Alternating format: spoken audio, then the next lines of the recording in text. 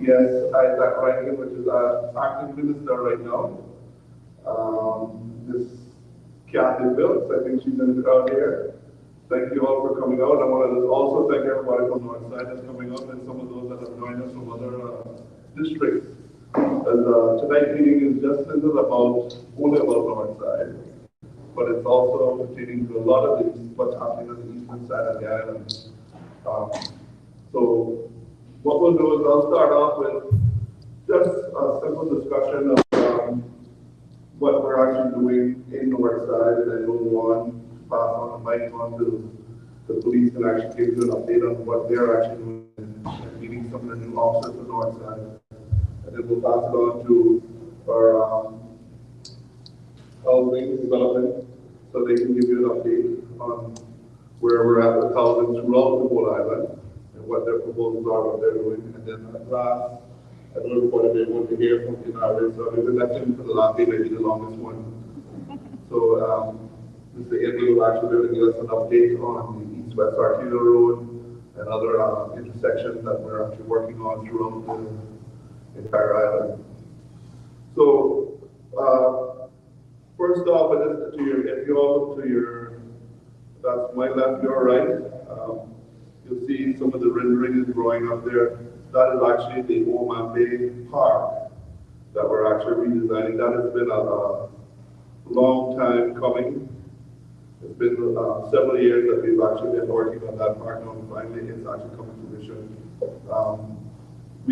Cabinet has actually just supported us that we've got approval for the dock, so that actually dock will actually start to be building, and the late part of April, they're going to wait down for Easter holidays before they start to work on that. So we'll have a new pier out there. Most of the rendering that you see there, the basketball court that is actually in there is actually going to be sponsored by developers, and then also the commanders have actually been sponsored by individuals. So the cost to government isn't as much as it would look at just about every single thing on that map besides the parking lot and the dock has been pretty much sponsored, and the restrooms will have to be will be a partnership deal between the government and another private sponsor also. I'm very excited about that park because one of the things with that park is the kids, when I was actually campaigning, the kids wanted a basketball court in Northside. And it was about 12 or 15 of them. I asked them that night, I said, what can I do to help you all? And because I know you guys are future voters in the next 4 to 8 years. So I had to support you guys from now. So they actually told me, sir, one thing that we wanted to do is basketball court for us. So I told them, when we found that someone was actually willing to sponsor a court, we decided to put it into this park here. And it's going to be a nice park. And one thing that some of you all know, I've said is that a lot of us really did like volleyball. So on the seaside, we have actually designed a volleyball space over there.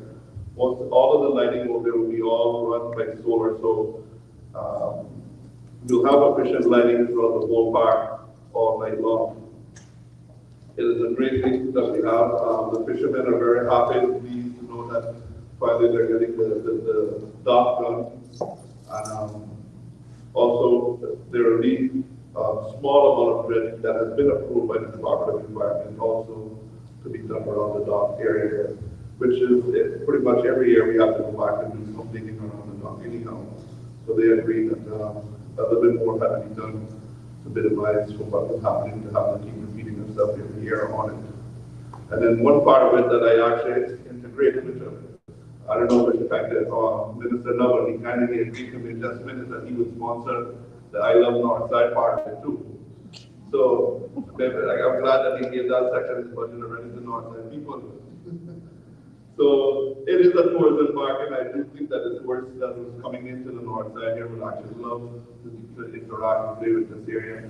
It was an area before that we have seen a lot of tourists always stopping in that area and going swimming and diving there. So it's going to be very nice to have maybe the locals and the tourists actually interact in that area from now on. As we go down the road, you'll notice that there's been to my right and guys left here. A lot of people have questioned me that what's happening with the Cairo Park. And if you look up there, you'll see there has been a design of drawings that the Department of Environment has gotten done for us by environmentalist Dr. Bodden Lehman, that he created these designs that to help mitigate the risks for so that the beach erosion could actually slow down. And he said if we actually put these in the right position, that will take care of that beach from actually being eroded down there. So that is actually in the works of moving forward to get phased and getting done. It's a little bit slower process than what's happened than I'm hoping it. I mean, if I was to be able to, we would have been getting things done a little bit faster, but it's something that you've got to work with your colleagues and the civil service that we have. Also, a lot of you may have seen that we have been doing a lot of, in our area, we've been doing a lot of road works in the district, fixing some of the areas. We've just finished about the third phase into the Kimankai area. The reason that has actually slowed down a little bit now is because we have about 2 or 3 light poles left to be moved, and CUC is just coordinating to try to get them moved out of the ways before we can actually get the rest of that actually done. But it is a long, and again, that is a long journey that we have taken, but it's actually almost to the very end of completion, and that I will guarantee that completion will be done before the Easter holidays. So the Kimankai Road will be very nicely done for the Easter holidays.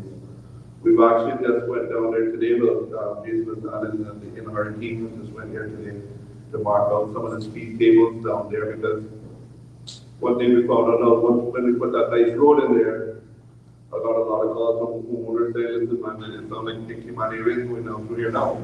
So we have to go back in there to design and put some speed tables in the neighborhood for safety reasons down in Kimankai.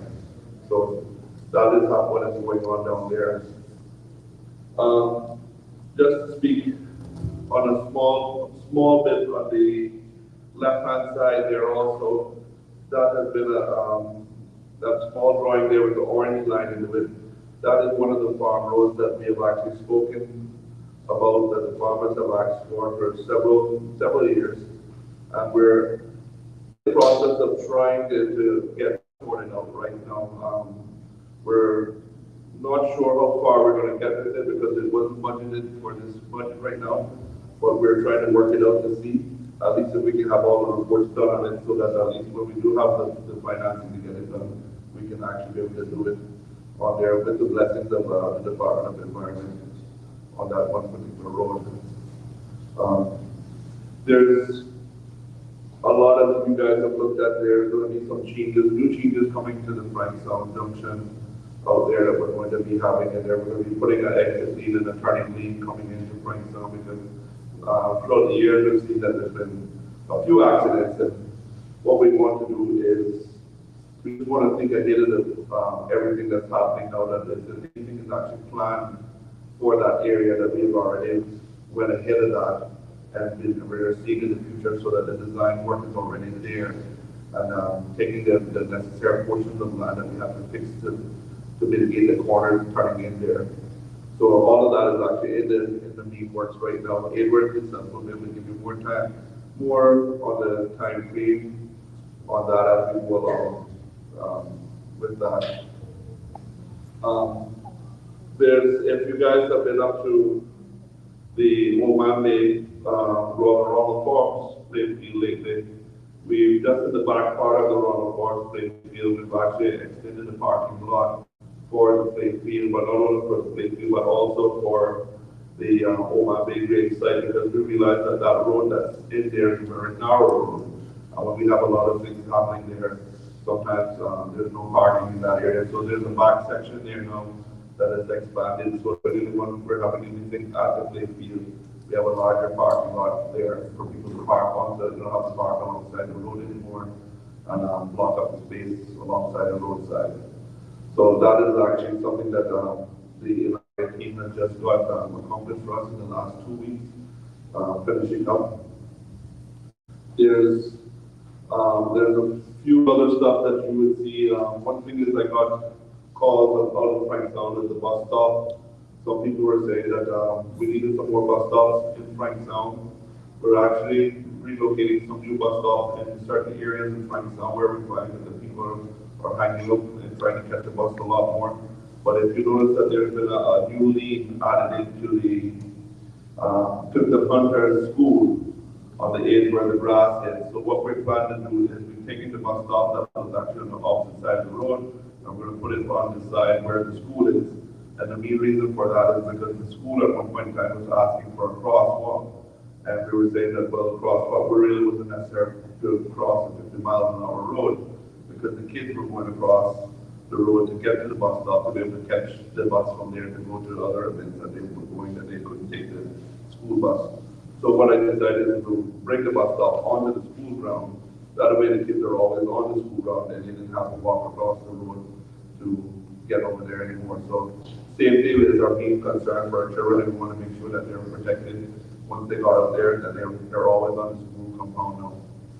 So you guys will see that the section of road we have been paved, and over a couple of days, I'm sure that Edward will actually be organizing to have the bus stop picked up and just put onto the school compound side.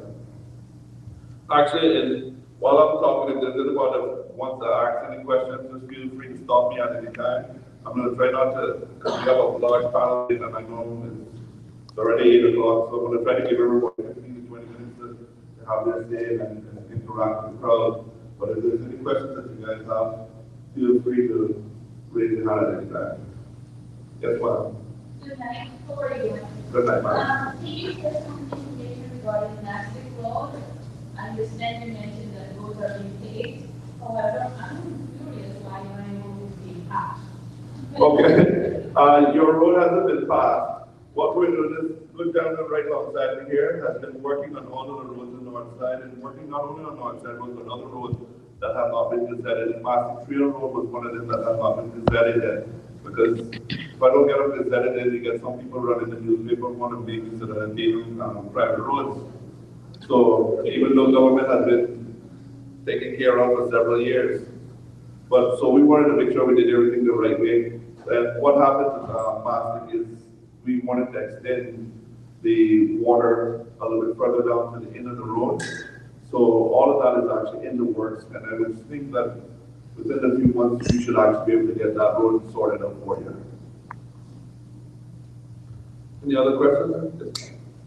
Good night. Good night, ma'am. You just mentioned about to get the road gazetted. I have a question regarding that. Once the road is gazetted, NRA comes in and puts down lines. Are the lines automatically gazetted as well, or you have to go and apply to get those lines to gazetted again?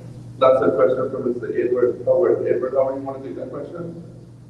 She's asking you after a road gets gazetted, do you have to, if you put in your line, do your lines have to be gazetted? I don't think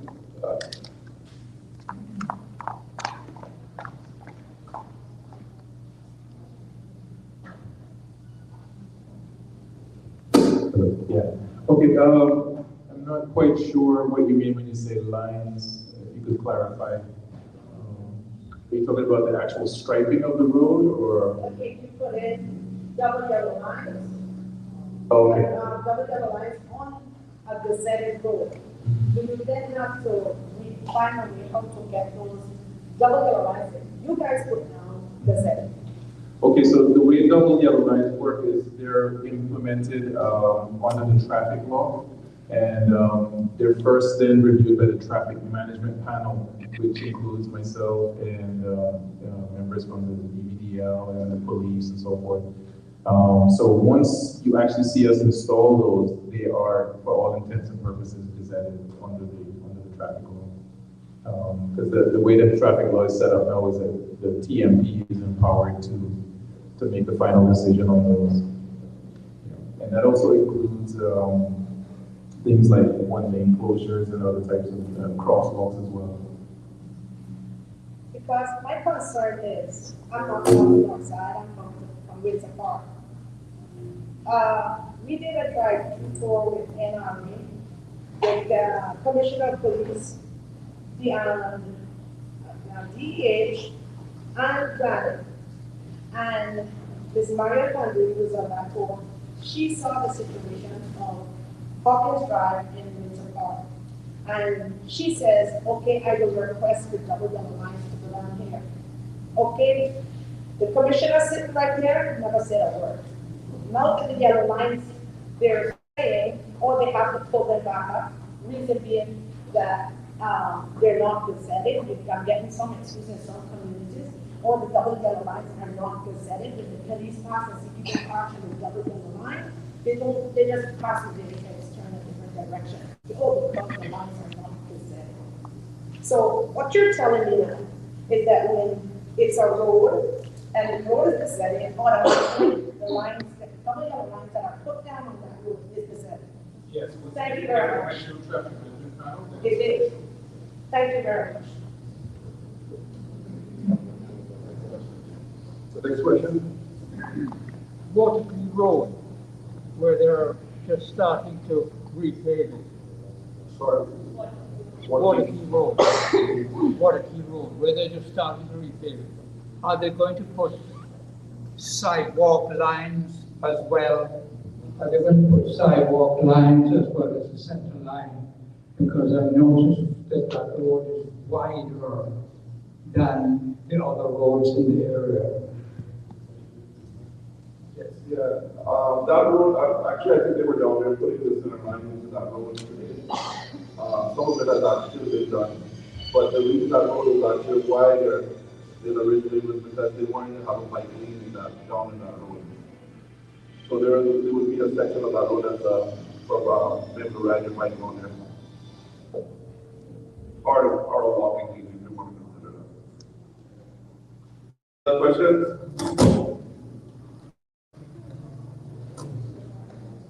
Also, I guess while we're talking about it, you guys just coming into the Civic Center, you'll see that there's been a lot of improvements in the Civic Center lately.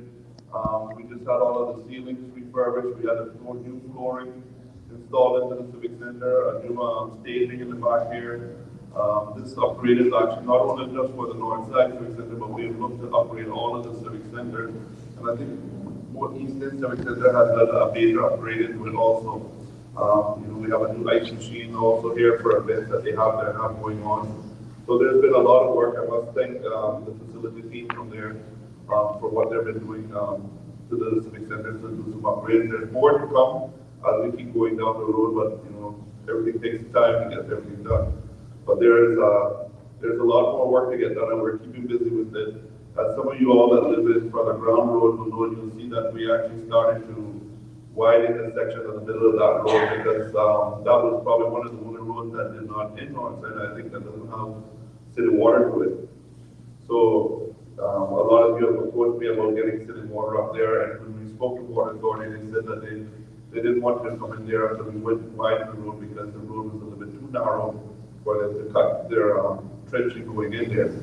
So we've actually started providing that section of the road now. So we'll be reaching back out to them to let them know that it's actually widened so that they can come in and do the trenching in there into that lane. So you guys will finally have city water in for the Ground Road. I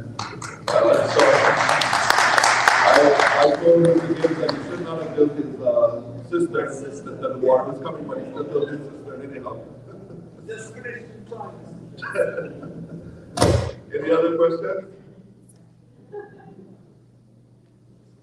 Okay, I won't go on too much more with it. I'll pass it on to the RCIPS so that they can actually introduce themselves, tell you guys. I'm just today going through the neighborhood.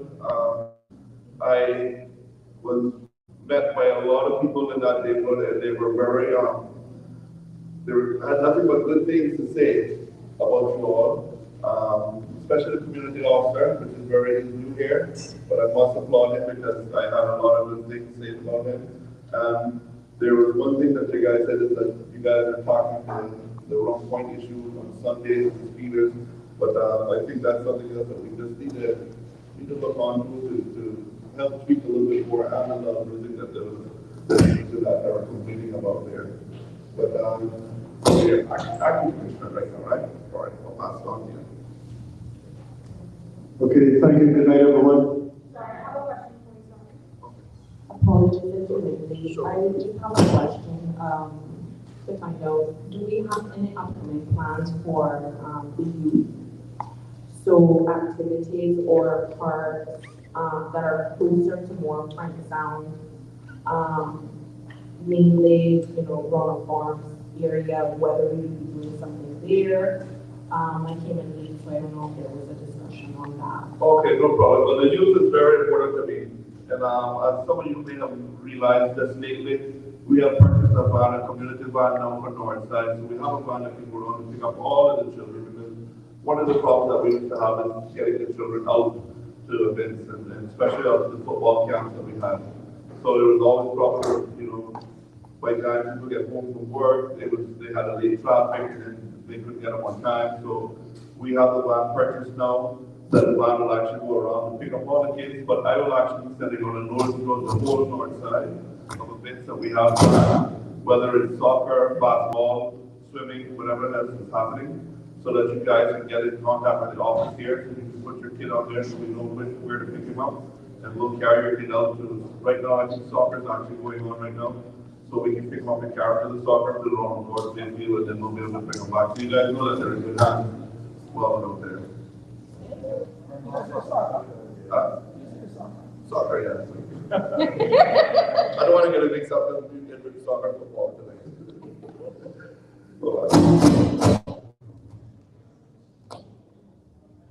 Good night, everyone. Thank you again, Minister Elaine, for having us over here. Certainly, so all the reports that I've had so far, I keep getting really good reports from Inspector Solo and the strategic committee group and council group, and clearly it's certainly something that we want to continue and will continue to be a partnership, and we appreciate the partnership, having in our area and all of the stakeholders here.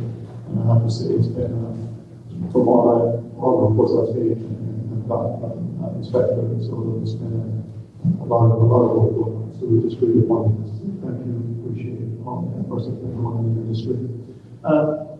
What I'll do is put in, because just conscious there's a lot to be said tonight. We do have what looks like a large contingent of police officers.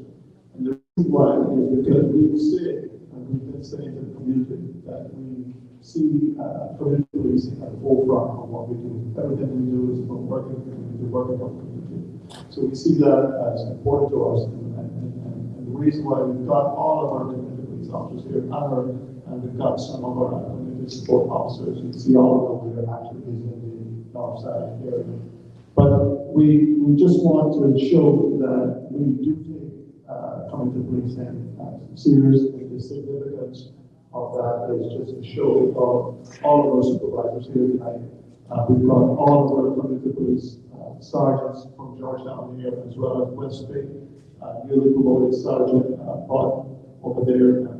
Inspector Knight is our newly promoted inspector, who's responsible for community policing island-wide. So he oversees the whole entire community policing program that's from east to west, including from of course, and but we thought it was very important to bring everyone here so you can actually see the importance of how important we can treat community policing and engage with the community, putting community policing at the forefront, deal with all the key issues, whether those are crime, or whether it's crime, or whether it's traffic-related issues. Every community has its own unique set of circumstances, unique issues. We've heard about some of those in terms of parking, yellow lines, some on music, whatever antisocial criminal activity, or just generally traffic matters. So certainly my experience here over 5 years, I've worked at the single district. I'm glad to get that, is that each district has its own unique set of circumstances there. You cannot treat Georgetown the way, or look at Northside the way as if you were looking at Georgetown, for instance. Northside has its own uniqueness to it compared to Georgetown. So it's important that we recognize each district individually in those individual issues. Superintendent Brian Banks is here as again, show of support of community policing, and he is really the driver behind all the entire community policing program. Inspector Soto is our inspector overall in eastern districts, and he oversaw our district commander for the 3 districts, George, Northside, Eastern, and Bottom. And I'm sure he'll have a lot more to say. What I don't want to do is we take over the show here. This is really about you and your issues. Just really would invite the floor, any questions you may have. Please feel free tonight, and just whatever question you have, we'll do our very best to answer.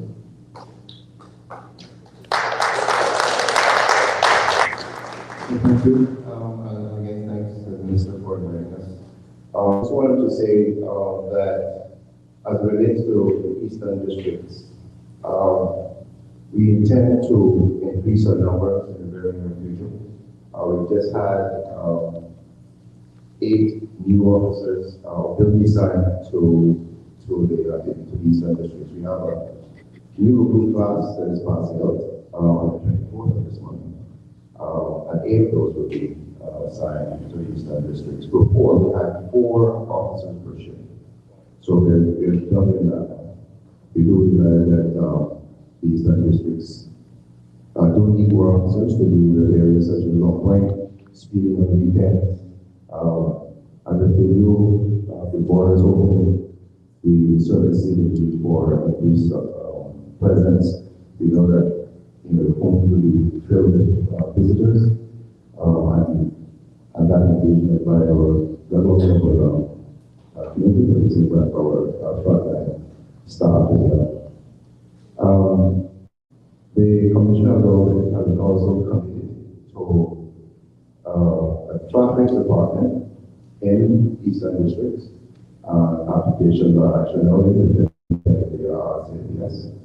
And those selections will be in the future. So just overall, you will see a lot more police presence assigned to the Eastern districts.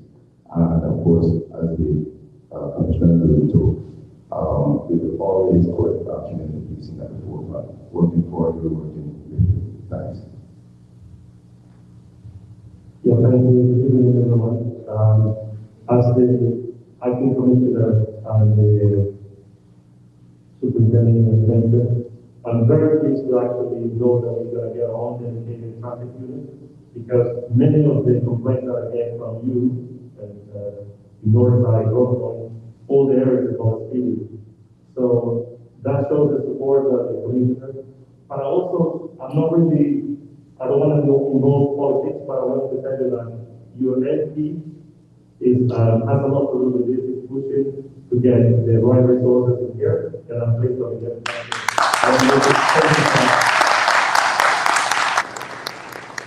we cannot do it by ourselves, so we need the support of the community, and in fact, those are in the positions that they can make things happen. So, the second thing that I wanted to do quickly, I wanted to introduce, obviously, you already mentioned Inspector Lake in terms of living policies. It's important that I actually want you to stand up so people can see you later. Yeah, that Inspector Lane is being promoted, and also Sergeant Donald. So I tell you, Sergeant Donald is the supervisor for all the community police in the 3 districts. So if you have any problems, don't call me, you call them now, okay? But I'm quite pleased with the support that you can see here tonight. And I want to tell you thank you for all the support. Yeah, good evening, all. I'm not going to say that because I'm speaking with the leadership project and with the superintendent environment. So I will be the one overseeing the traffic department on the district and working with our environment. Try to put it in place to be able to work with the resources we have.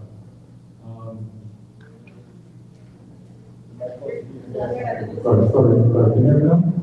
Yeah. Yeah, we're working along with Inspector Soto and Inspector forming a plan with the amount of officers they have in the district.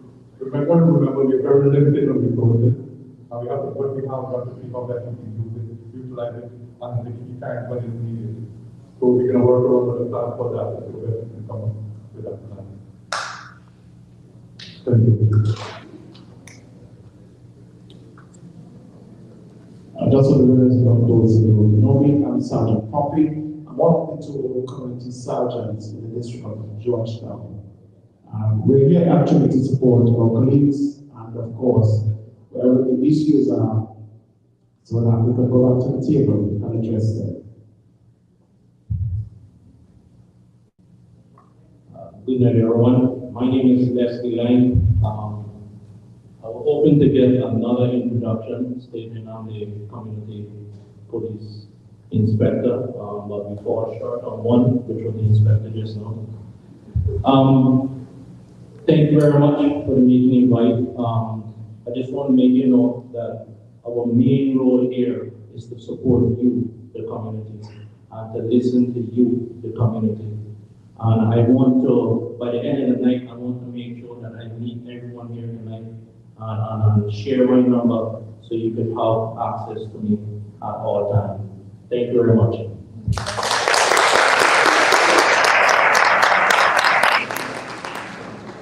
Good night, everyone. I am Sergeant Winston Winston. I am the East of the Northside District.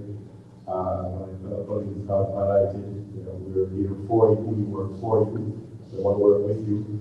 We understand that, we have some issues related to speeding and other issues in the Rock Point area.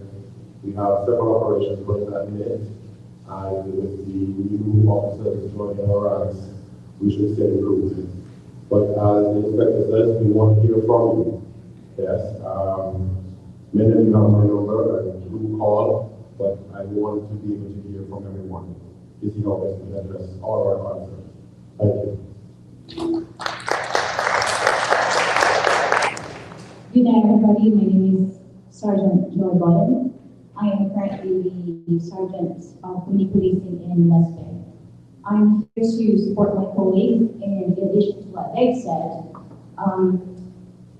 we're here to listen to you, and we're also here to work for you and with you, and in line with the Commissioner's strategic plan, which is to understand threats, secure the Cayman Islands, ensure safer communities, and to be able to deliver professional service. So that's what we are here for.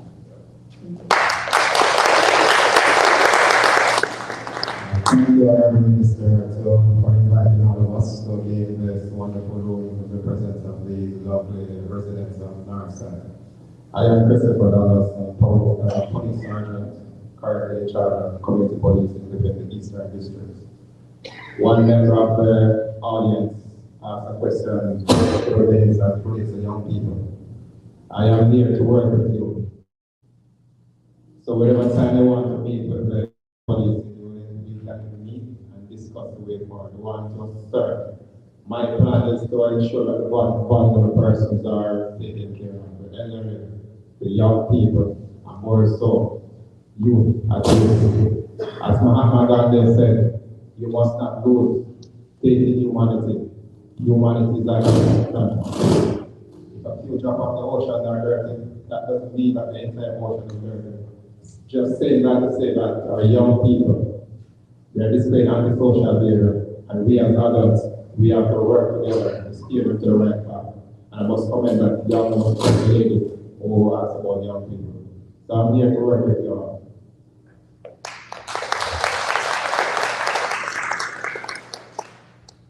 Yeah, good night, Sergeant Michael Montague.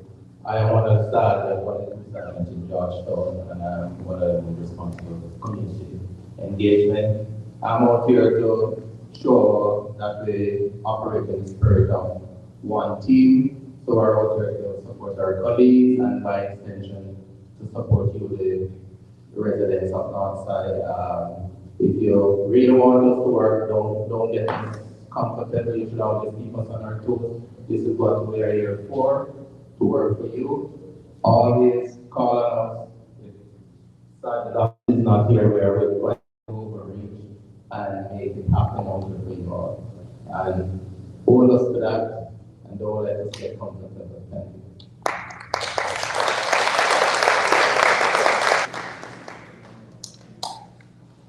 Good night, everyone. My name is Albert Smith, Community Safety Officer for Northside. Our vision is making the Cayman Islands a safer place. That takes partnership.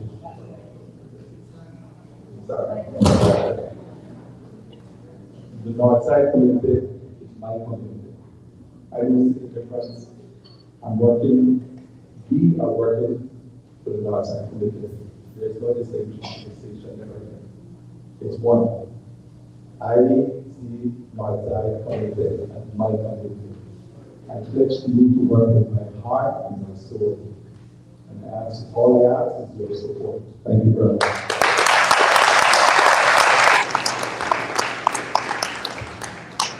My name is Chelsea Blake, and I'm one of the community safety officers working in Watertown West, and I'm just here to show support to the community and what everyone else said.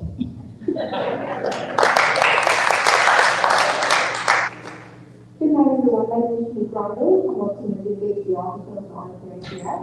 Primarily in Watertown, I was recently notified for a few months temporarily. And one of the first things that I said, that I will still say up to this day, is that Northside is a very special district. And it is still special and very near and dear to my heart. You guys have been very patient with what's been happening with the ministry, how hard they and the rest of us have been working in the community and both behind the lines of getting stuff in the community done that you guys have been waiting on for a very long time. You are very deserving of it, and we're here to just continue to support you and everything. Thank you.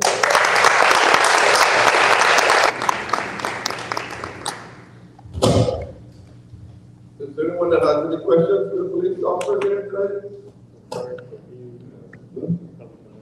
You're not good, okay. Well, I have one that I've actually, someone brought to my attention today. They wanted me to just to let you guys know is that on the Sundays, you guys do have your roadblocks. What they're finding is that when you do your roadblock checks down in the Rome Point area, most of the traffic that once they pass through, they realize that they're gone and they've ripped through the neighborhood after that. So they're saying, well, instead of having 6 or 7 officers in one location, can you actually spread your officers out in multiple locations so that if it's maybe more than one roadblock, or at least one officer that has to pass going over, because that has been a serious problem, especially when we get into the Oman Bay area, where it's a smaller, tighter community out there, and we have traffic flowing through that neighborhood because they just crossed through that in the Rome Point area. So that was the concern that was brought. And one thing I must do, I have to thank the governor. I know he was sometimes he was saying, oh boy, every week I said, Governor, I need help with the police officers, and I must say, it actually, the chain of command goes straight down, and he's actually, if it wasn't for him, I would not be able to get the support of the officers that we need.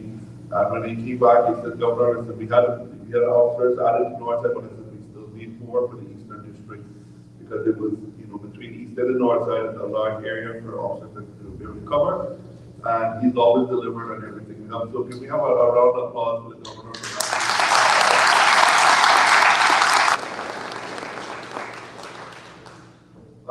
So right now, then I will actually pass it on to the National Housing Development. A lot of you all have seen a lot of activity happening on this site that we have right next door here. It's a 10-acre site that we've had. We have some of the drawings of the new modern homes that are actually designed for the national housing. I really can't take credit for that because those designs were actually done before we actually got in. So we're just actually, instead of reinventing the ball, we just continue moving with it.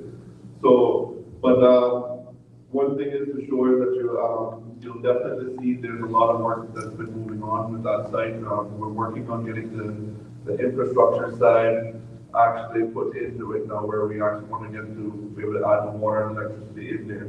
And I won't take away too much from the chairman and the director for that department, but I'll give you over so that they can actually give you guys the full details.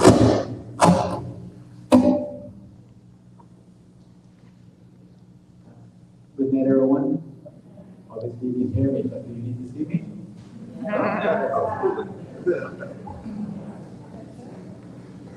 Wow. Yes. My name is Cody Ramos, I'm the General Manager So, gentlemen, right? of National Housing Development Trust, and I'm here and I'm getting more support from my board members. But even so, feel free to put a lot of questions to them as well. And everyone is in tune with what we're trying to achieve here. And I must admit to the fact that when they first came on board, what they were set out to achieve has been a lot. Down to the fact that they're not just accepting what was previously routine, but don't just tell us this, we want more. We want things to be delivered on. And that's not just specific to the district of Northside. We're specifically across the board of every district, believe it or not, even down to the existing sites, basically at the old sites, and also Northside is actually getting an affordable housing site, and we're actually glad to see that. We acquired property in 2018, and we basically fast forward to the fact of, listen, there is a demand. Not to the fact that a handful of individuals. We are now, the sites are taking on 45 lots. Based on the existing design of what we've done in subdivision, hence the new design of the houses. That approach was basically taken not necessarily to adopt previous designs, but to build in and that of home and private home ownership. So if it's good for one, it's good across the board. So we will either be decent single designs and working towards better design as well across other districts. So Mr. Isaac, we're not continuing with just the whole design for you.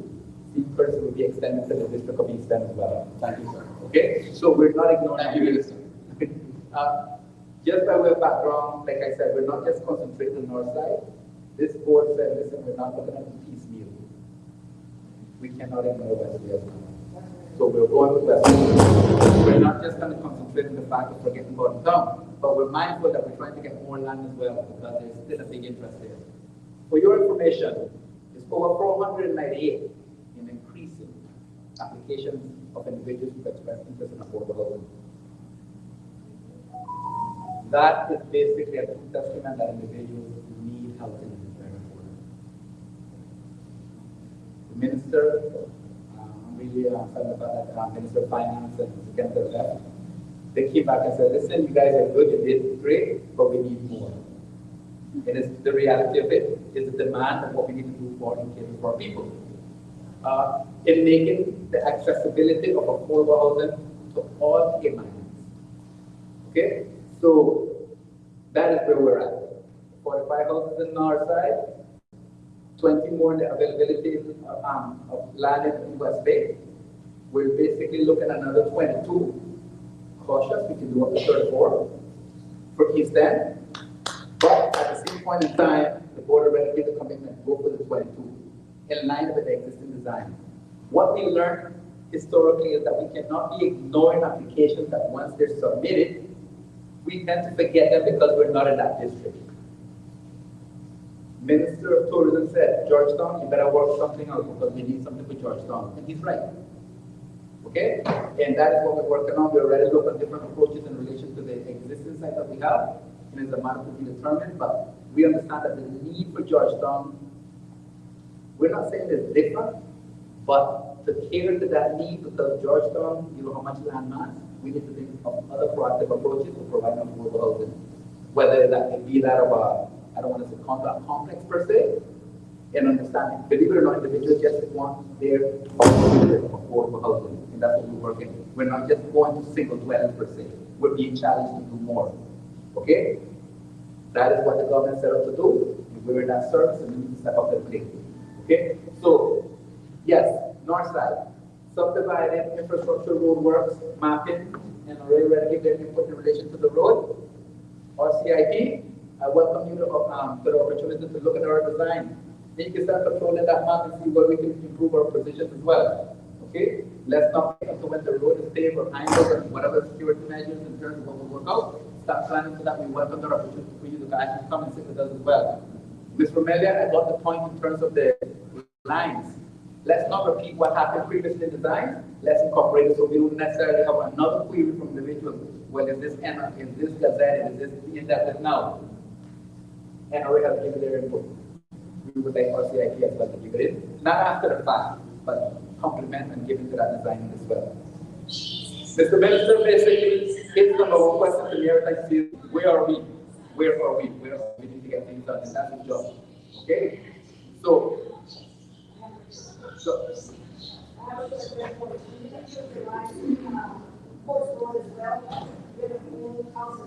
that is what we're considering as well as an alternative option as well. So we're not eliminating the fact that even though we have 2 properties in Georgetown, we're not just concentrating on one of the properties. Okay? So Georgetown, we're not ignoring you, but the housing approach with respect to Georgetown is somewhat different because we cannot just, if we can take a site and build 80 alternative houses as opposed to building 20, which one would you prefer that we deal with? Housing and numbers. Okay? Different approaches. This board has looked at the opportunity that, yes, we need affordable housing, we can't just be catered to just families, but the young people that are coming up, give them that dream as well of something that they can graduate to as well. Because the market up there is not welcoming. Properties are going what? 300, 400,000. So we basically need to mitigate that position to provide opportunities for them. I'll be the first to admit that it's very challenging. But we basically need to step up to the plate and provide some viable solutions to that. So what is happening now in terms of Northside, we found that there's a big demand of a lot of families. So hence, a 2-bedroom is not necessarily practical. A 1-bedroom, forget about it. We need to cater to families. The land mass, a lot of when was given into the fact that even if we do build houses in next time, it's there as well. Forward thinking. That's where we're going. Application, the committee, and the board basically mindful that listen, we need to mitigate this down to the fact of separating and who gets priority. Everybody wants. But Northside has never had an opportunity, so priority is going to whom? Northside, but at the same time, we're welcoming an opportunity from other individuals as well. So we're not ignoring them. Same approach with basically East End, okay? And the same approach in terms of West Bay, but we need more land in West Bay, and we're working towards that as well. We have also, we need to address that housing need in relation to the affordable housing site. We cannot forget our own people, okay? So as we fast forward, timeline, the minister's obviously time. When are we going to get there? The design, placement of houses in 2 and 3 bedrooms being worked on. Plan is done. Basically, the plans have already been approved in template. Put it there, specifically, and the strategies of it. I'm not sure if you all are familiar with the site. When you go into that site, you need our permission, by the way, because we have security, for your safety. As you go up, it's a hill. You can see the ocean on one side, you can see the lake. Beautiful site. Okay? And that is what we're trying to maintain. We're not going to go and lay down the hill. We're going to maintain that beauty and that aspect of it. So really stepping up to the plate and giving Northside what it deserves. Okay? So that's where we're at in terms of project management, project. Sorry, but just so you know, I think a bit of a selfish, but this is my chairman, Mr. Jeffrey Eli. One of our directors is Kendall Connor. Well, and the other directors, they're a bit shy, but they're here. And a few hours ago, they were on my case to get things done as well. So, like I said, they're more support, but they're pushing me to get things done. So, that's an affordable housing.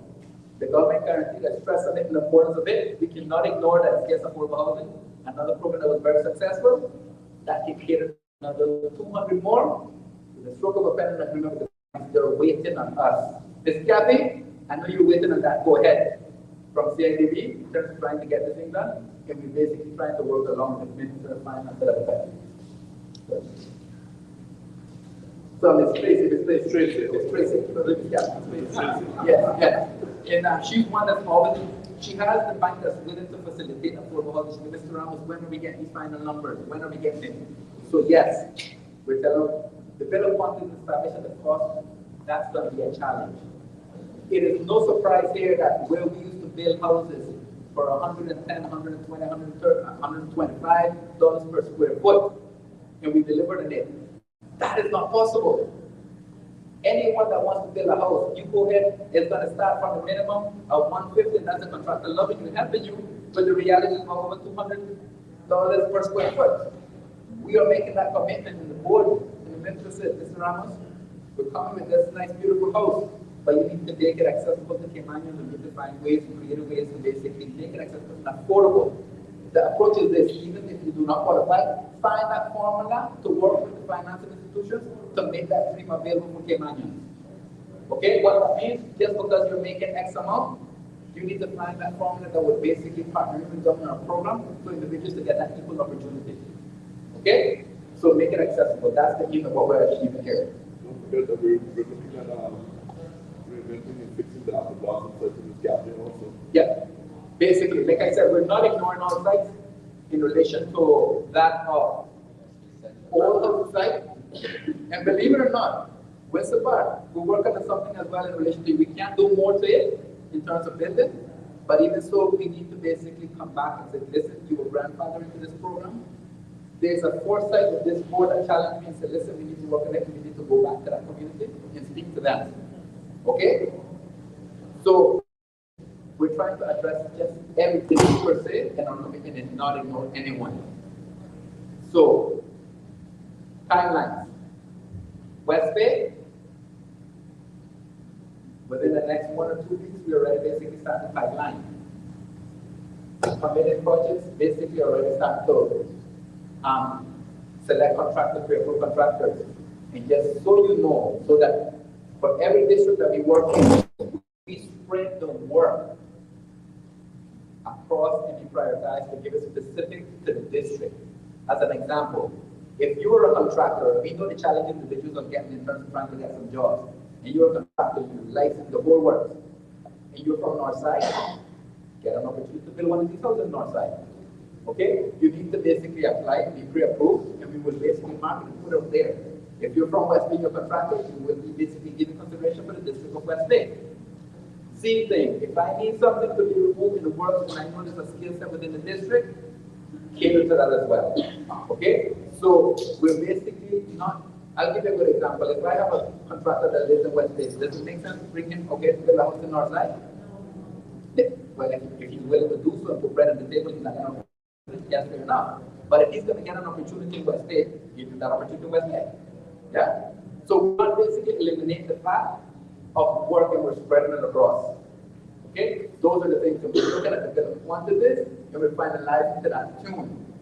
Bear in mind, we're coming for 120, 130 per square foot. If you all understand construction, take any given house, any cost, calculate that, you will know what the total cost is. And if you can't qualify, the bank needs to find that formula that will assist you. The banks are willing to come on board for 2 reasons. Our existing housing design of what we paid for, okay, in terms of 120, 130, 150, those are being valued at 100 to 200,000. That's equity. Banks welcome that. So what do you think is going to happen with these new designs? The opportunity is there for banks, but we also basically need to have a collaboration along with government to find ways and means of having investment for our people. Not just high income makers, but the ones who need that affordable approach. Okay? That's where we're at. So I spoke just about every angle. They come on board, they fine-tune the whole approach of contractors, they fine-tune the whole approach of the applications, they're helping the task, and I had one of queries from the video. We would like an opportunity to know where we're at in my application. You're very right to having to ask that position, but we're very comfortable with the fact that if we're trying to deal with more than one district, we need to review all applications and not ignore any one of them. And a response will be forthcoming. They will challenge the fact of a reference and take a number of people individually updated so that they do not give up on that dream of basically being considered. Okay? As the momentum, as we go with the momentum of building, let's not basically let individuals be discouraged to the fact that their application is being ignored. Let's find out ways and means to address it. Everyone deserves a response, but even a more favorable response that you're being considered is what we're trying to achieve here. Okay? As we basically tend to do more, Minister, the challenge is to do 100 houses. Fair enough. We will need support to build 100 houses as well. That's right.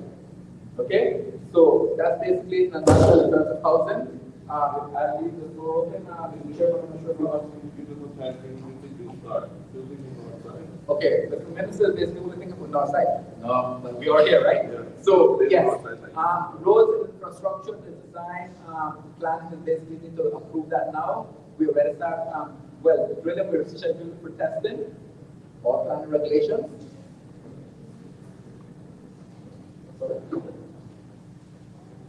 Okay, and once that is given, once the plan has given us the approval and the final design and the side road and everything, we're there. One of the things that we've done and we were pressed on is that of maintaining the swan and the environment of the lake. They said do not touch that lake. Find ways and means. We put a boardwalk that's going to happen for individuals to enjoy that view as well. So we're working in collaboration with DOE and the National Plan. Okay, so the timeline, Mr. Minister, yes, once we get those approvals, and we, as that the minute you basically get that road done, get started with the road. I told the board, if we can get started with the houses while the road is going on, why not? Okay, plan is willing to give us that road, we're going to go towards it. Okay?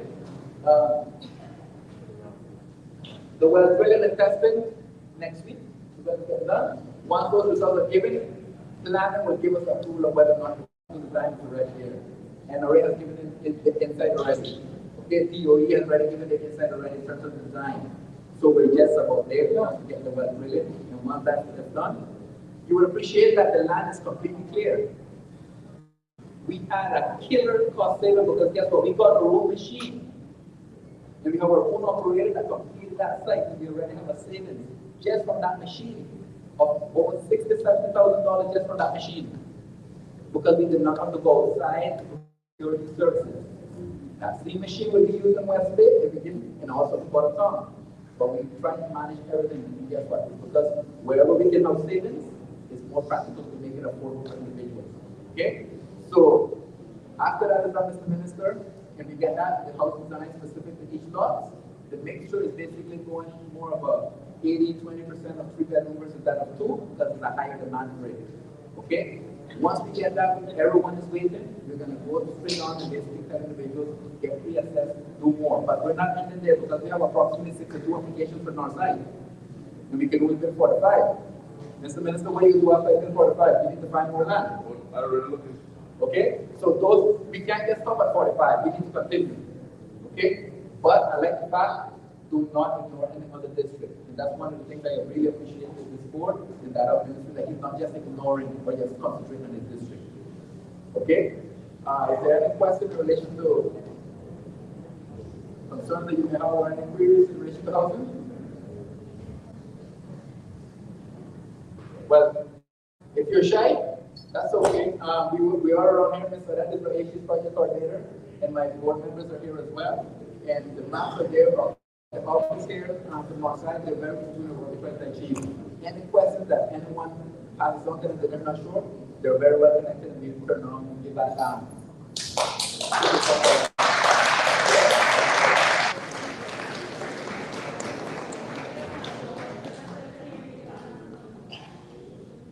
Sorry.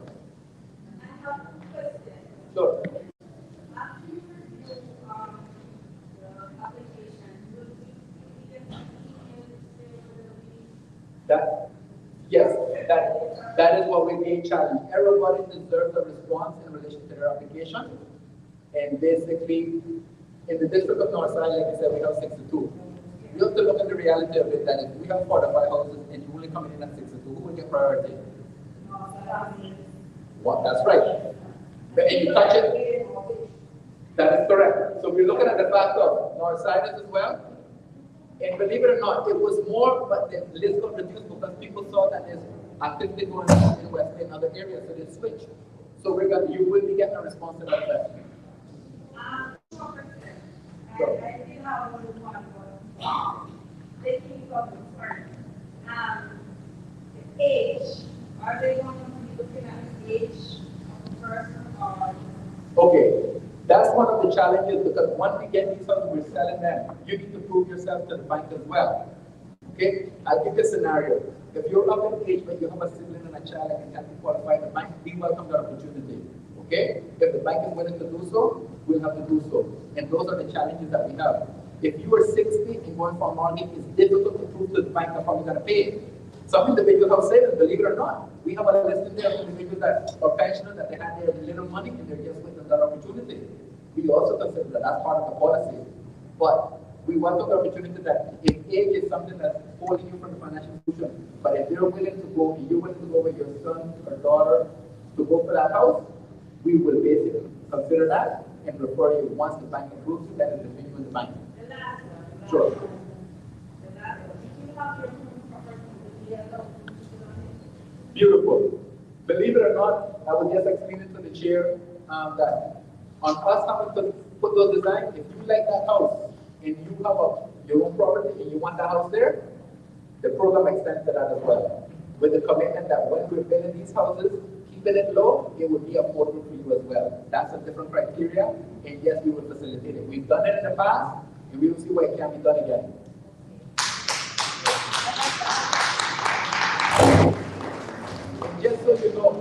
you don't necessarily have to adopt our design. But be mindful that if you have your own property, you can't expect to move from a 1,200 square foot that you want to 3,000, 4,000 square foot because it's based on how much you can qualify for. All right? We can dream, but we need to be real. Okay? And if we're going to have 300, 400, 4,000 square foot, then you say, well, we're going to relocate into the poor, are we? Okay? So those are realities of it. Okay? What is the square footage of the 2 bedrooms and the 3 bedrooms? I do not know them off the top of my head, but the designs are there. The 3 bedroom, there's two different designs. They're right there. Supposed to have the square footage. What's that? 1,200.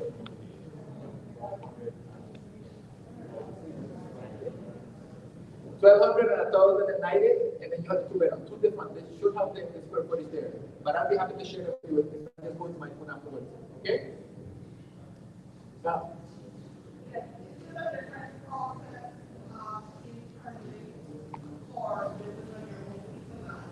Believe it or not, this board actually got an our case to the effect that when we had to do all those applications, the board said, listen, we need a session for BYOP. We've already assessed the individuals that there are a few that are already qualified to win that opportunity and some that are in line. We dealt with that session after this week. Tuesday. Just so you know, I'm little concerned in terms of the size square footage. They're a bit bigger from our old design. Because we see that families are growing and need that space in. And if we can go up another 10 more square foot in itself, we went that route. But this is how design. So yes, to your concern with BYOP, Senate 8, we're not going to basically defer and say until we get to the affordable housing. They're all being considered. The beautiful thing about BYOP is that we don't have hundreds. Yeah. Okay.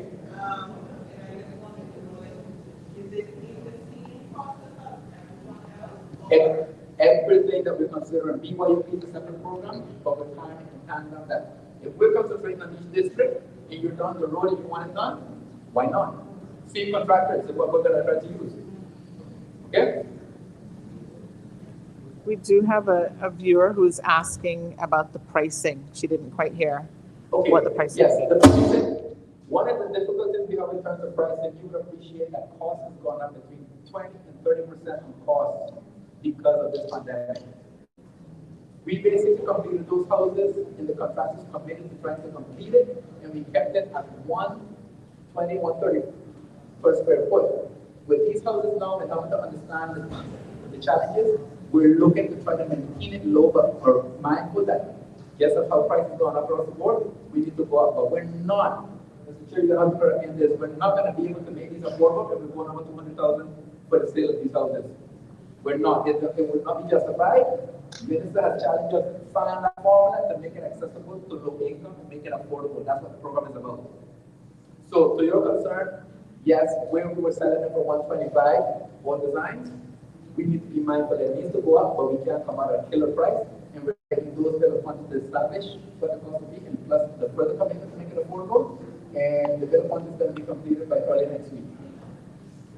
Okay? A good example is you heard the stories of how plywood went up from 25 what to $60, $70 a ply, right? 126. So how do we control that? I already basically give ideas. How about we bring our own material or challenge these providers to bring it in and we secure it? Those are different approaches that we're looking at to keep it affordable.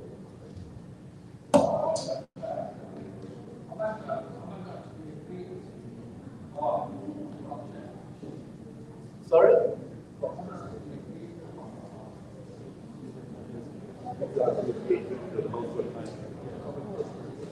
The square footage is basically in the range of 1,200 or 1,300 for the 3 bedroom, a bit bigger than what we previously did, and the 1 bedroom as well. They all went up. They were previously 805 square foot, now it's basically up to 900. So they've gone up.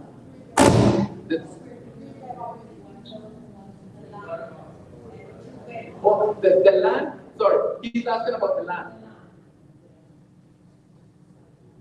We step up to the plate and the land is basically up 5,000 up to 6,000 square foot.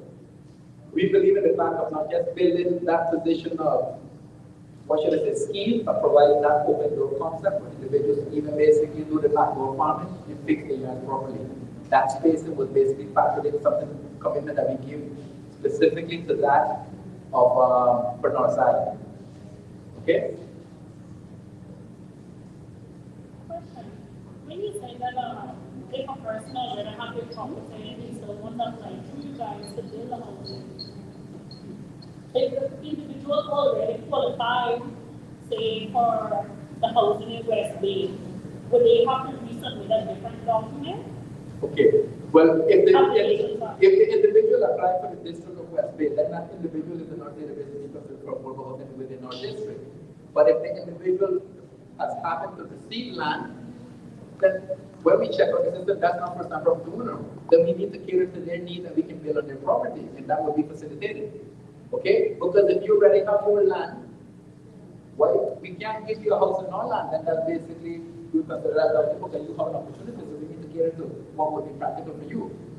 Because if we gave you one block from there, then we take it away from someone who doesn't have any land. Okay? So yes, we will consider, but we would need to be notified as well. Okay?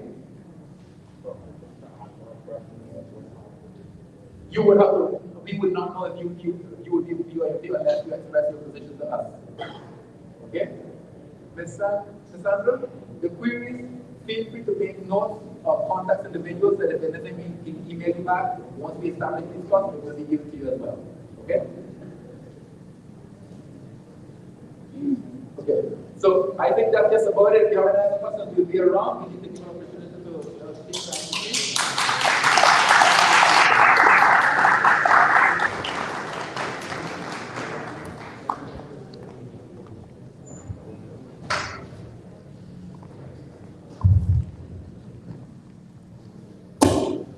So you also see that there's exciting things that are happening, not just with Northside when it comes to the housing, but also in every other district. Because, you know, one thing that to this government is that we wanted to make sure that housing was something that we really pushed on. And I have to really thank the deputy premier, and all of my other colleagues, because that was something that they really wanted to put money behind.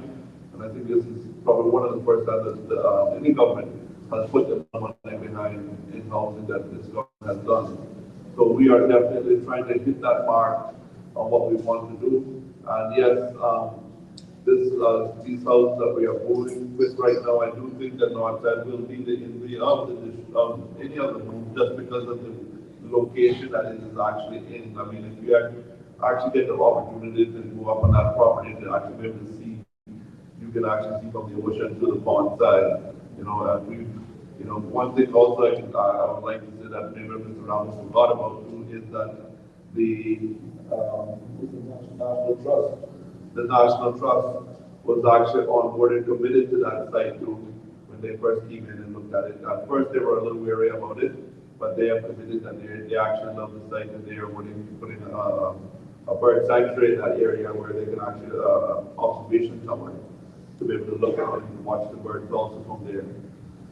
So right now, let me pass it on to Mr. Edward from the NRA. You want to give the other mic, and then Edward can let's go through what's happening through the main part of NRA. You want to update us on the East-West? Because I'm pretty sure that's what a lot of people on the eastern side are wanting to hear.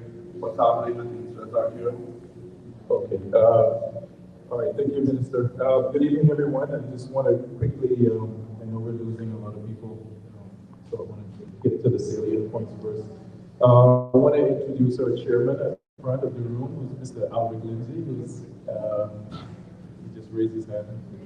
And then also we have other members of the NRA with us. To my right is Marion Pandui, who's our transportation planner, and we also have in the room other members of the NRA. Again, thank you. I just wanted to point out three main projects or major projects, what I call national priorities that we are working on currently. And these three projects in particular will benefit all of the folks in the Eastern Districts.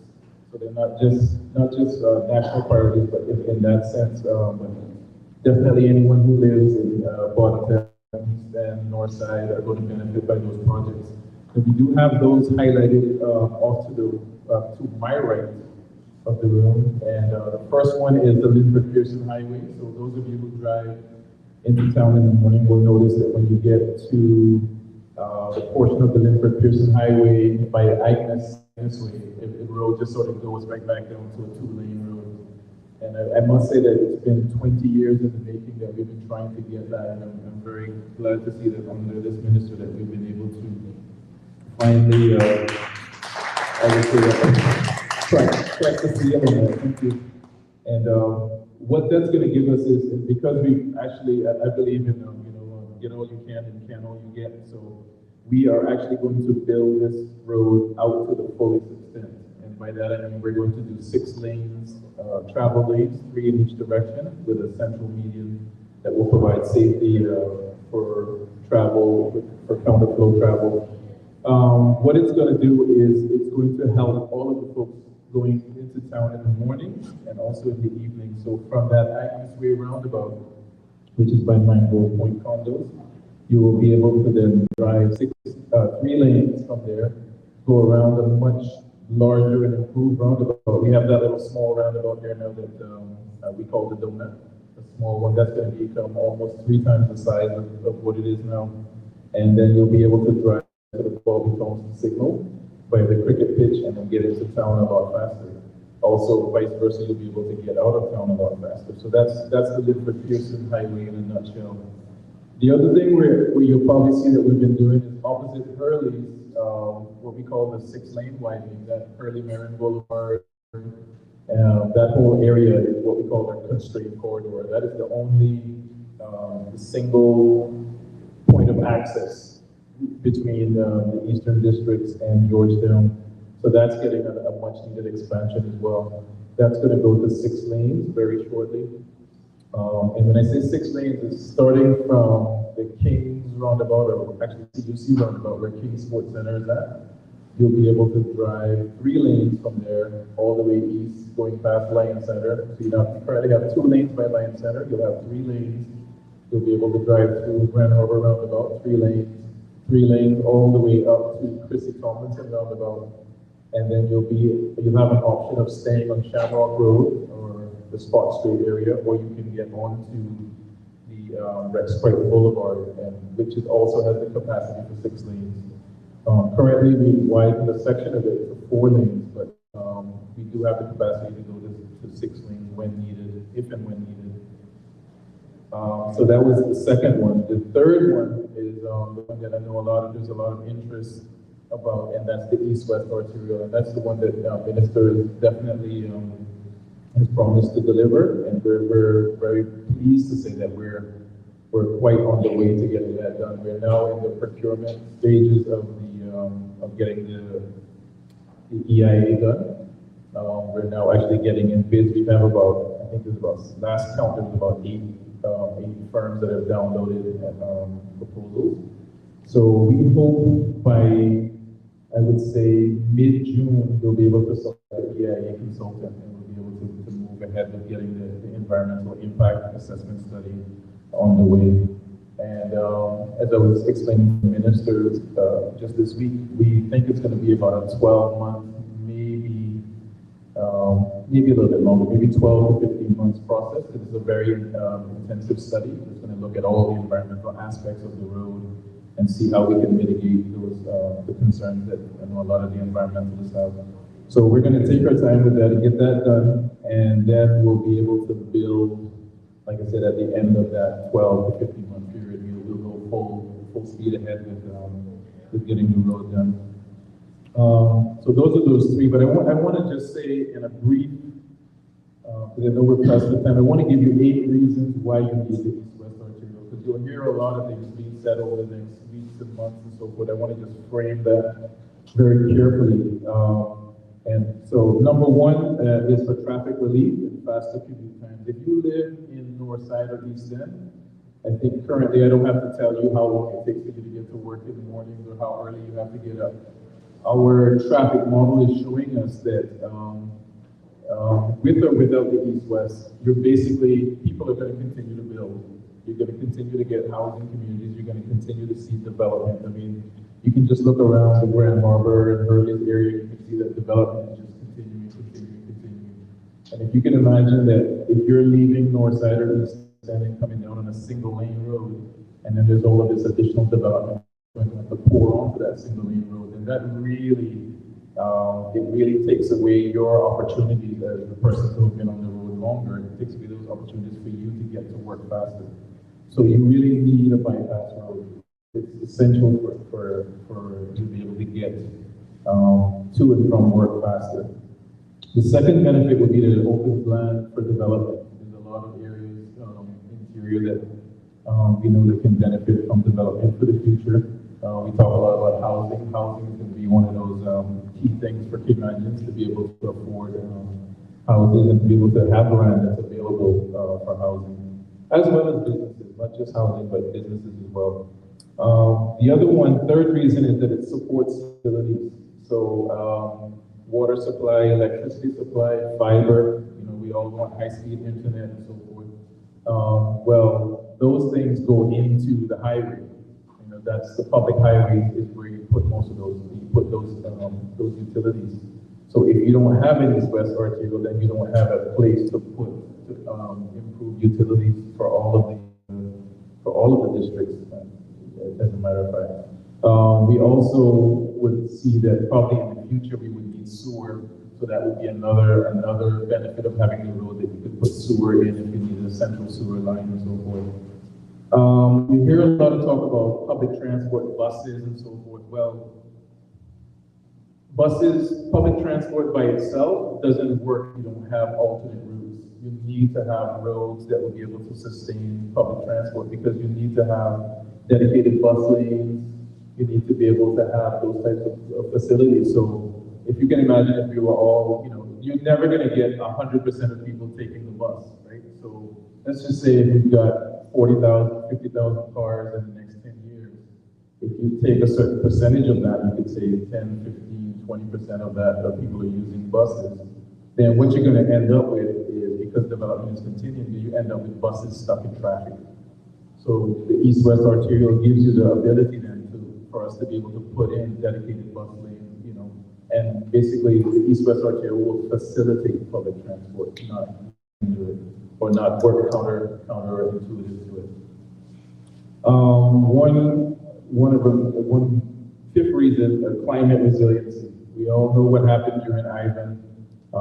At the time in Ivan, I was living in the Bordentown proper district around Boston's, Esso and so forth, and I can tell you how the road was cut off. Those of you who live just at the entrance of East End can tell you how the road was cut off. There were areas of the island that were cut off by Mariners Cove, all those places. So the current stock of roads that we have now are basically coastal roads that were developed over time. They were essentially, a lot of them were donkey trails that were widened and expanded to become what are now our only primary arterials. But with a new central highway, then you basically are getting a more climate resilient road network. So we'll be able to, if we get another type of Ivan and so forth, you'll still be able to move quickly throughout the island, because you have a more central highway that's elevated and provides better access. Emergency response is another benefit. Being able to get to and from, the police, whether it's the fire, ambulance, and so forth. Having a robust highway is going to help facilitate that as well. One of the points that I was mentioning to the Minister of Tourism is that also having the East-West arterial is going to benefit the tourism attractions that are out in the eastern districts. Because one of the things that we learned from the Department of Tourism was that a lot of the cruise passengers, especially when they come in, being able to access these, things like the Botanic Park and the Crystal Caves and different things like that, it's difficult to get from town and then up to those areas in an efficient manner. Right now, you'll see the benefits of having the Essex Highway, for example. You're able to get from the cruise port to the turtle farm very quickly, back and forth. So having that will also help the tourism attractions on this end of the island. And then the last point I would want to make is that basically your quality of life. The quality of life is going to be something that's important to you, because I can tell you what our traffic model is telling us is that by 2026, with all of the development that we do is coming on the pipeline and with the anticipated traffic growth, it will take Northsiders about 2 hours to get to work in the mornings. If you know, 2 or maybe even more than 2. What we're seeing, I know I was going to get that response, but you know, but that is a reality. And most of you know that. I know we've heard some of the stories. It doesn't take much. You got those single lane roads. You can get a little minor fender bender somewhere in Bordentown, or you know, something happens and then you're stuck. So we have to think about those things and frame those in context when we start to look at that and then look at the environmental issues as well. So those are just 8. There's more, but I was just going to give you that, you know, in its full context, to kind of give you an idea of what we're facing and why these road improvements are necessary. So I fully say that to you all that there has to be a balance between development and the environment, and that's what we're here for. That's what the minister is dedicated to, making sure that we achieve that balance and benefit, and also create those benefits for the constituents of Northside, East End, and Bordentown. In fact, I would say that the East-West Arterial doesn't just benefit the Eastern District; it benefits the entire island, the economic sustainability of the island over the next 10 to 20 years. We definitely need the road. There's no two ways about it. Yeah. I have a question. Yeah. I've been asked, I think myself, has NRA ever considered, I'm not sure if it's possible, in a bridge from north side to North Zone Road? That would also, if it's possible, it would also lighten up traffic and Northsiders would be able to get into town quicker, if it's possible. Yeah, so when it comes to things like that, we don't hold back. So we've got, if you were to kind of come into our war room, so to speak, you would see all sorts of strange and wonderful plans. We've got causeways going through the north side. We've got stuff going all over. But the thing is, we have to frame that in terms of environmental concerns as well as cost. I mean, in other countries like Amsterdam and Hong Kong, places like that, they have the liberty, they go all out and do really weird and wonderful types of development like that, but we have to kind of think about affordability and so forth. But it's not out of the realm of possibility that you would probably see some I wouldn't say causeways, but some overpasses, what we call flyovers at some of the roundabouts. We're actually looking at 1 or 2 roundabouts in particular. We're also looking very keenly at the Grand Harbor area because that is a constrained corridor. There's no alternate bypass like how we have at West Bay Road. You have West Bay Road and you have S.C. Tibbetts. Because that section of the island is so narrow and you've already got Grand Harbor and all that built out, you really only have that one corridor. So we're going to look very keenly at how much we can get out of that corridor, but also paying attention to the safety, the concerns for pedestrians and other types of vulnerable road users. So yeah, there's a lot of things out there that the public wouldn't be privy to, but we're looking at all those because we have to study them and really make sure that they make sense before we start to release a lot of these plans. Yeah, the gentleman. Good evening. Just first of all, I just want to say, I'm really excited as a person who's lived in Northside for 20+ years. The idea of just being able to make a classroom commute, brilliant. Love where you're going with it. One of the things I noticed most of the drawings is just the amount of natural vegetation realistically you have to remove to cut this path. And I'm not disagreeing with you in terms of the economic benefit. But one of the most striking things to me was basically the bisection of the southern trailhead of the Mastic Trail. So going back to what you were saying earlier in terms of the environmental impact assessment being pending, I just want to know basically then, is this subject to change over time taking in those considerations? Yeah, so what we do is a good question and thank you for it. So don't get too scared with the lines on the paper. What generally happens, especially with an environmental impact study, is you will look to see how you can marry the road with the environment. So the key word is context sensitive design is what you want to look at. So if you look at places like Honolulu and even areas like Louisiana and places like that where there's mangroves and so forth, you will see that how engineering and environmental science were able to kind of work together. So some of the options we can have, even like around by the trailhead, you could elevate certain portions of the road. There's many different things you can do in terms of creating culverts, even areas where you can pass through. Yeah, just really, I think what we will start to do is, once we get into the environmental impact study itself, that will help to inform a lot of the, what we call preliminary design of the road. And you will start to see, in fact, what the environmental impact study is going to involve is public consultation. There's a phase right off the bat in terms of framing the terms of reference, where there will be public consultation, and then there will be public consultation later on. So there's two opportunities for that, and you will be able to then see how we intend to deal with those types of issues. I know Minister is also very anxious to meet with the National Trust as well. We were talking about that just recently and trying to see what a lot of their concerns are and see how we can sort of address even some of those initially. But yeah, so what you see there now isn't necessarily the final alignment. And then, so thinking horizontally, but then also think vertically in terms of how you can change things vertically as well. Yeah, but great question.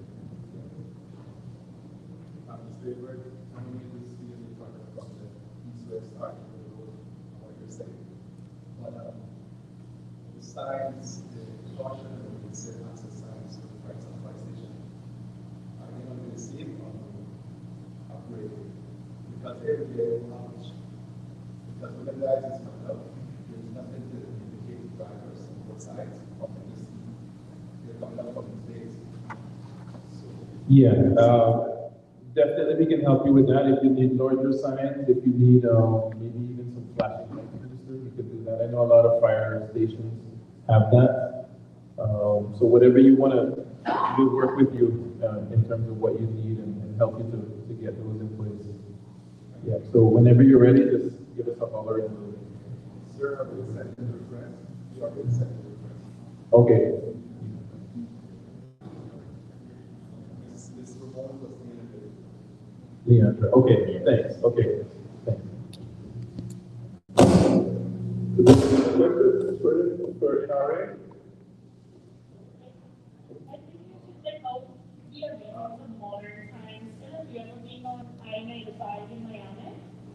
So I underestimated the fast lane, right? And I thought because we were in a rental car, we wouldn't have to put that bill. So my surprise is when we took back the rental car, they charged us extra for every toll we made through. And try to get it through. We should look into that with Kima because look at it. Speeding, not speeding, but having a fast lane where you can charge and the camera takes pictures like you charge them however you can find a way. That money is used for repairing roads and stuff, so not only that we get a revenue, but we get to money. Yeah, and that works on many different levels. Most places, and I'm very familiar with a lot of those, most places where you see tolls, it's to pay for the roads, right? But tolls are also used to, a lot of times you have what you call triple P or PFI initiatives. So it's where a private financier comes in and helps build the road. So if you're familiar with Highway 2000 in Jamaica, that's an example like that. So the highways that were built in Jamaica, they had a private firm come in and pay for those. And then the private firm makes their money back by the tolls that you pay, that goes to the private financier.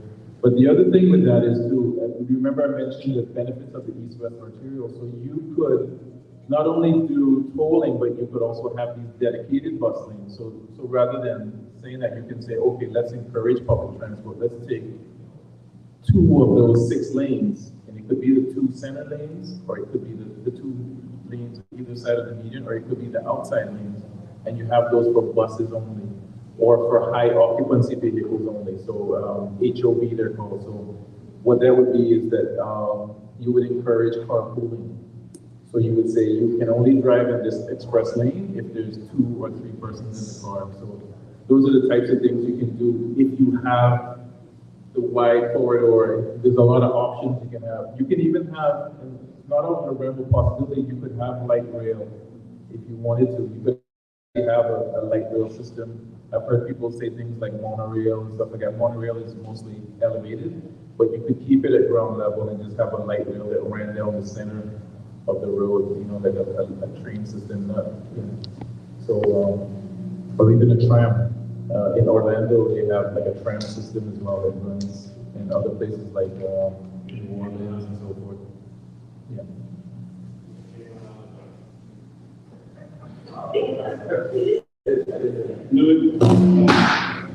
know we have a lot of roadblocks with the police. Is there anything that the police can do as far as traffic control and getting out with their officers, directing traffic, to speed traffic up, instead of just doing roadblocks?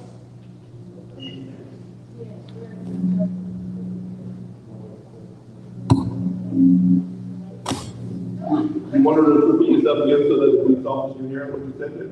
What I'm asking is, instead of always doing roadblocks, is there anything the police can do to help aid the flow of traffic until we get these roads in place?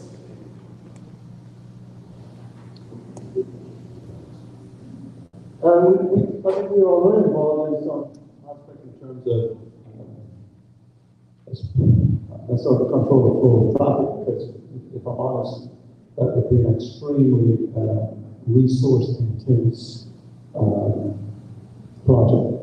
We do get involved certainly around schools, so we have schools where they're particularly concerned around the safety of the children to get involved in that. So if you think of like Walker's Road, you've got all the schools along that stretch, or Savannah, but at the moment, for instance, this morning, I made a mistake. I live in the Montgomery. I made a mistake of even 6:55, and I was in the parking lot at 8:20 this morning because traffic had started from Savannah School all the way literally to Southside.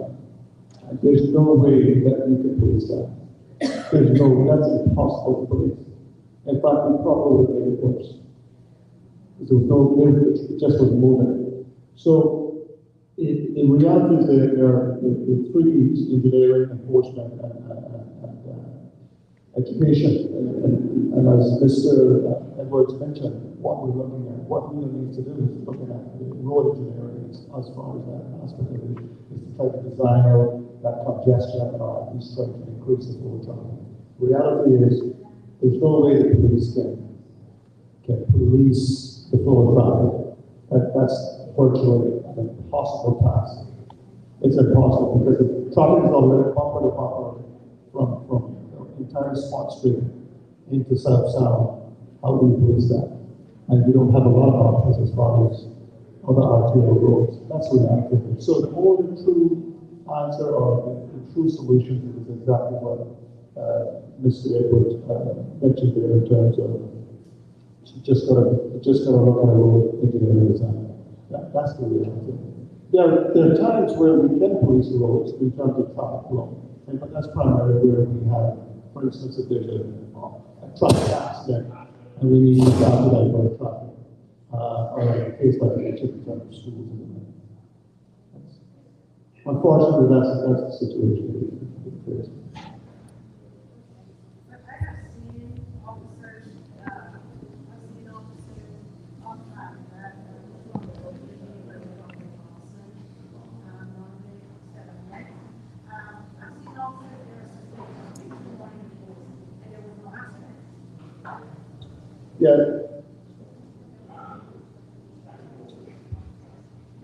If you have a situation, for instance, where you've got the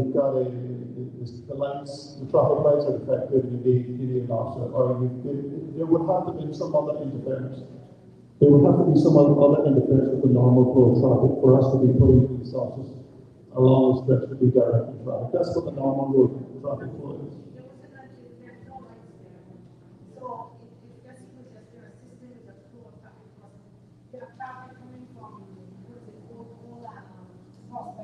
Okay, I think I know what you're speaking of. Yeah. So I think I know exactly what you're speaking of. Yeah. I've seen officers there assisting with that to try to get everybody moving, instead of just one man moving out. Well, traffic is not moving at the moment.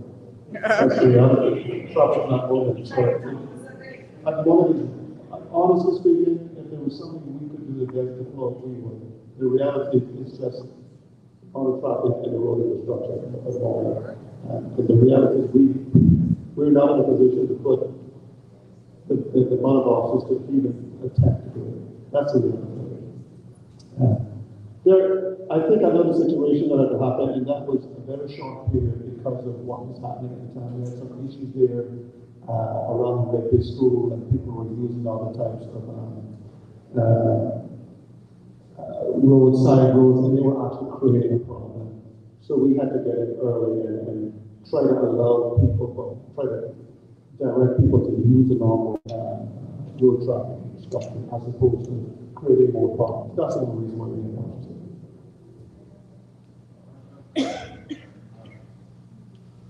All right, as most of you all heard that, and I don't necessarily hear that you all went into stresses so important to the Eastern District of the side, and you all know it. There's going to be a lot of ridicule there that's going to say, oh, well, we don't have to put East West in there, but you tell them to come live up on the east side of the island, and then they'll find out why you need East West. Anybody broad prospect should be out there and saying that, yes, we need this East West arterial road, and should be supportive of the road. There's going to be a lot of people that say, no, there's other solutions to do. But I can tell you what, we're here to deliver this road to the people of the eastern side island. We're here to make your lives better because you sit down, spending 2 hours, 3 hours in traffic, one way, and then you come back and spend another 2 hours. It's not a productive day by the time you get into work. You're frustrated with that, just having to deal with that. And unfortunately, not all of us can live in the very nice areas where we can jump in a vehicle and then move quickly to work after their home. So we decided to live in paradise. That's why we came in this direction. So just stick with us in the NRA, and I'm telling you, we are going to deliver this road to the eastern side of the island, and you guys will be happy that once this is getting in here. I want to thank you all for coming, and we look forward to not only something that we're going to do.